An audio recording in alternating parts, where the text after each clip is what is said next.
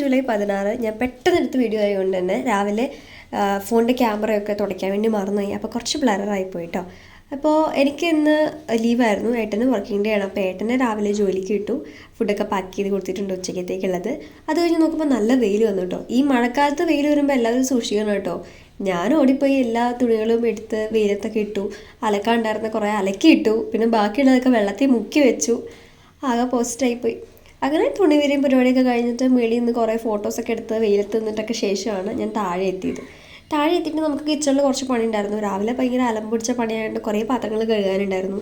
പാത്രങ്ങളൊക്കെ ഓൾമോസ്റ്റ് കഴുകി സ്റ്റൗ ഒന്ന് ക്ലീൻ ചെയ്തുകൊണ്ട് ഇതപ്പോഴത്തേക്കും പുറത്ത് എന്തോ ടപ്പോ എന്നൊരു സൗണ്ട് കേട്ടു. പോയി നോക്കുമ്പോൾ നല്ല മഴ. എൻ്റെ തുണിയൊക്കെ നനഞ്ഞ് ആകെ കുളമായിട്ടോ. ഞാൻ ഈ തുണിയൊക്കെ എങ്ങനെ ഉണക്കിയെടുക്കുമോ എന്തോ.